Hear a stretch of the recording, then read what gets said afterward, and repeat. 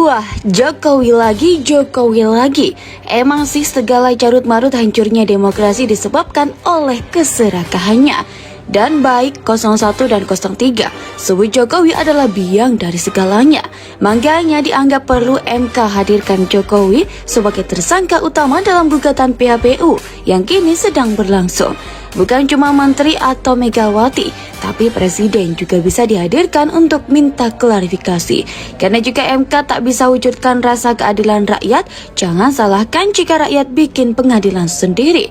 Saatnya Jokowi bertanggung jawab atas perbuatannya. Bahwa penjahat terbesar dalam kekacauan pemilu ini adalah Presiden Republik Indonesia, dan itu terbukti. Semua membuktikan bahwa Presiden terlibat cawe-cawe, bahkan Presiden sendiri mengakui bahwa dia cawe-cawe. Kalau Mahkamah Konstitusi yang memerintahkan saudara Presiden Republik Indonesia Joko Widodo hadir, itu wajib untuk hadir. Negara ini bukan negaranya Pak Jokowi.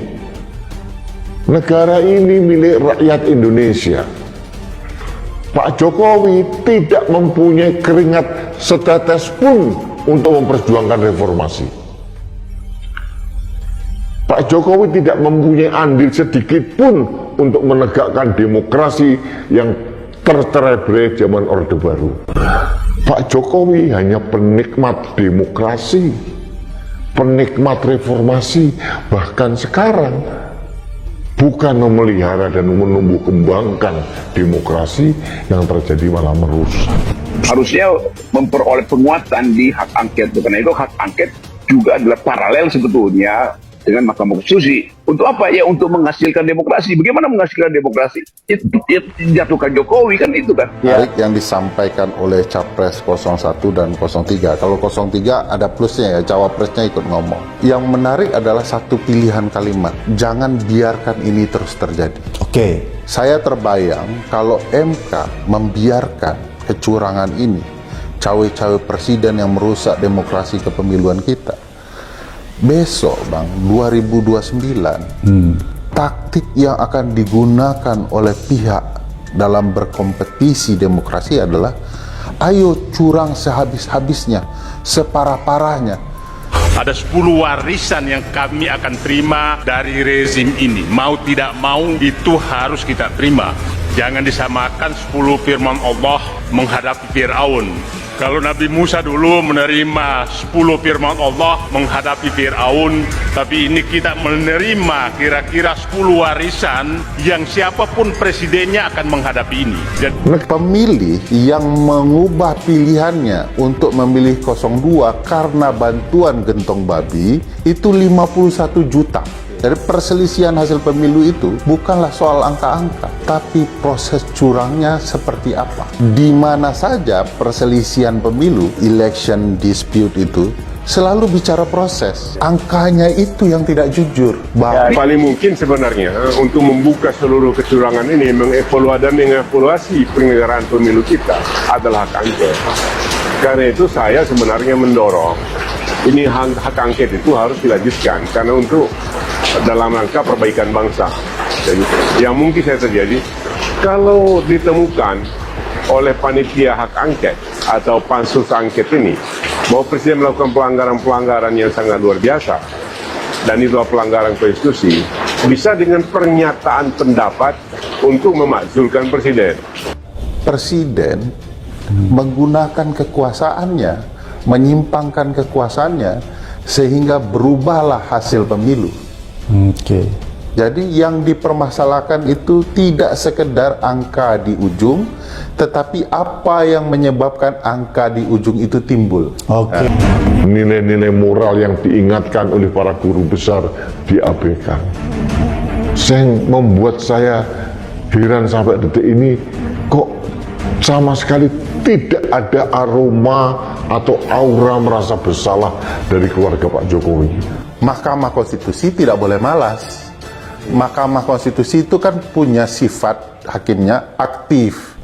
Jadi ya tolong dihitungkan juga, dibantu itu publik pencari keadilan untuk melihat berapa angka sesungguhnya. Sekarang ini dalam penyelenggaraan Pilpres tahun 2024 ini adalah kombinasi replikasi rezim Orde Baru yang otoriter dengan pelaksanaan politik gentong babi. Nah, kalau kita mau coba lihat dari apa yang digambarkan 03 kemarin, kunjungan presiden, kemana mereka memberikan bantuan gentong babi, itu bisa dikonversi jadi suara itu, Bang.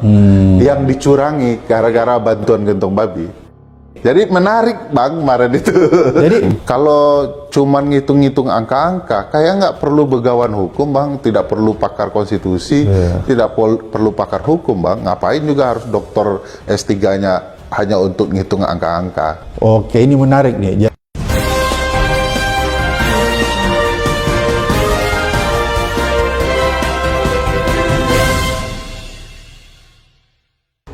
Pakar hukum sebut MK bisa panggil Presiden Jokowi untuk klarifikasi tudingan tak netral di Pilpres 2024.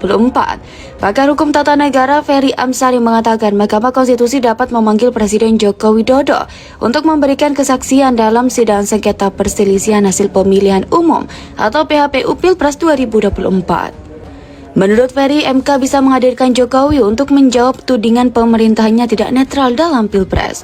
Ferry menyampaikan bahwa Presiden Jokowi adalah salah satu subjek hukum yang dituduh terlibat dalam dugaan kecurangan Pilpres 2024. Hal tersebut, kata dia, juga sudah dibicarakan dalam proses persidangan.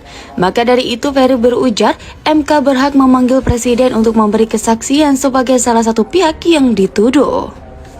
Menurut Ferry, hal tersebut penting dilakukan agar tuduhan pemerintah tidak netral dapat dijawab dengan jelas. Ferry juga menyatakan kesempatan itu bisa digunakan Presiden Jokowi untuk membela diri dan membuktikan dirinya tidak terlibat dalam kecurangan yang dituduhkan.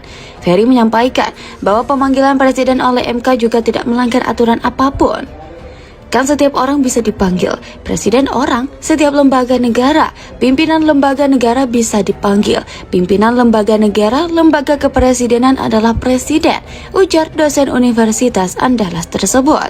Proses persidangan sengketa Pilpres 2024 juga dikatakan Ferry menjadi kesempatan untuk mendapatkan keterangan Jokowi. Pasalnya, kata dia, kepala negara selalu menghindari jika ditanya mengenai tuduhan kecurangan yang ada. Beliau selalu menggunakan komentar-komentar pendek, ya, itu bukan urusan saya tidak tahu. Padahal semua orang tahu kekuasaan presiden itu amat luas, kata Ferry. Sebelumnya, kuasa hukum pasangan Capres-Cawapres Anies Mohaimin, Bambang Wijayanto, menilai Presiden Joko Widodo telah menggerakkan aparat dan membantu memenangkan pasangan nomor urut 2, Prabowo Subianto Gibran Raka Buming Raka di Pilpres 2024. BW, salpan akrabnya, menduga Jokowi melakukan praktik kampanye terselubung dan menggerakkan berbagai sumber daya di pemerintahan sebagai modus operasi. Lalu Pengadilan Rakyat untuk mengadili Jokowi. Pada tanggal 20 Desember 2004, Majelis Umum PBB menyetujui resolusi yang menyatakan bahwa ada 7 unsur utama dalam sistem demokrasi: hak asasi manusia, partai dan organisasi politik, supremasi hukum, pemisahan kekuasaan, independensi peradilan, kebebasan pers, dan transparansi serta akuntabilitas publik. Unsur terakhir sangat penting pada Pilpres 2024 karena dibutuhkan akses informasi publik sehubungan hipotesis yang sangat mengkhawatirkan. Server KPU dikendalikannya dari luar negeri, digunakan untuk memenangkan kandidat 02. Sinyal kecurigaan sudah muncul sebelum, selama, dan setelah Pilpres dilaksanakan bahwa Pilpres cukup 1 putaran dan paslon 2 harus menang dengan angka-angka yang sudah disetting dan diketahui sebelum Pilpres berlangsungnya. Sinyal akan terjadinya kecurangan secara terstruktur, sistematis, dan masif akan terjadi. Sutradara rekayasa yang memaksa pemenang paslon 2 jauh-jauh hari sudah bermain pada angka-angka statistik penduduk, daftar pemilih tetap, dan hasil pemilu yang harus dipatok sebagai angka kemenangannya. Sejak itu keresahan dan keributan sudah muncul, adanya mencurigakan semua data ini berstatus gelap di semua situs lembaga-lembaga di atas di semua tingkatan, kabupaten atau kota, provinsi, dan nasional. Puncak kemarahan rakyat akhirnya terpusat pada sistem informasi rekapitulasi elektronik. Harus dilakukan audit forensik bertujuan adanya transparansi dan akuntabilitas hasil pemilu. Audit forensik sistem IT KPU harus bersih dari rekayasa kecurangan dan bebas dari kekuatan campur tangan asing karena server IT KPU tersambung dengan perusahaan Alibaba Cina di Singapura. Indikasi kuat ada keterkaitan pemilik jasa komputer Storage Call di Amerika Serikat. Bahwa pengolahan data Pilpres di Indonesia dikendalikan oleh kontraktornya Zhejiang Bank Network Co. Cina bekerja sama dengan Sirekap KPU.